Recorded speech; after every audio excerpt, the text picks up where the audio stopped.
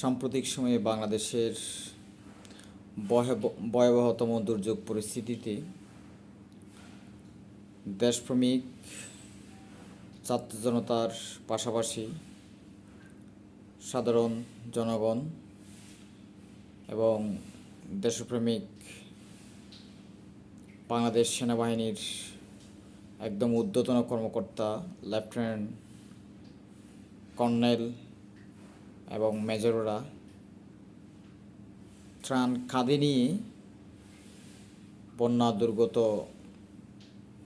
এলাকায় মানুষদেরকে ত্রাণ বিতরণ করতেছে। অথচ সে মুহূর্তে বা সেই সময় আমরা দেখতে পেলাম আজকে এক ন্যক্কারজনক ঘটনা। সেটা হচ্ছে বাংলাদেশ যে আনসার বাহিনী নামের যে বাহিনীটা আছে, তারা তো মানুষদেরকে সাহায্য করা তো দূরের কথা, আর আমাদের সাধারণ শিক্ষার্থীদেরকে পিটিয়ে আহত করলো। তারা সম্পূর্ণ বিবেকহীন এবং এক নিষ্ঠুরতার তারা পরিচয় দিল। সেজন্য তো আসলে বলা হয় উচ্চশিক্ষিত আর অর্ধশিক্ষিত অশিক্ষিত মূর্খদের মধ্যে পার্থক্য আছে। তারা সম্পূর্ণ মূর্খতার পরিচয় দিল এই বাংলাদেশ আনসার বাহিনী, যেখানে তাদের নামই আনসার বাহিনী, অর্থাৎ সাহায্যকারী।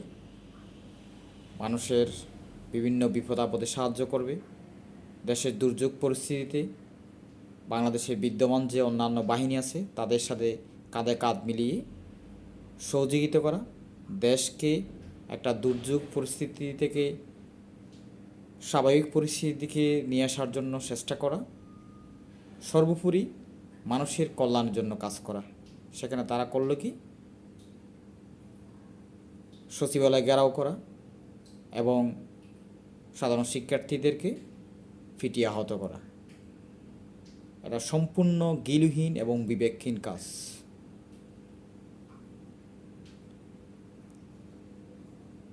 আমাদের সাধারণ শিক্ষার্থী, আমাদের দেশের সাধারণ জনগণ, আমাদের স্বজন, আমাদের সম্পদ, কারণ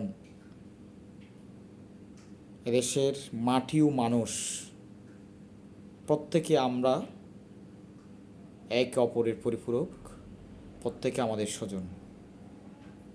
ধন্যবাদ। আসসালামু আলাইকুম।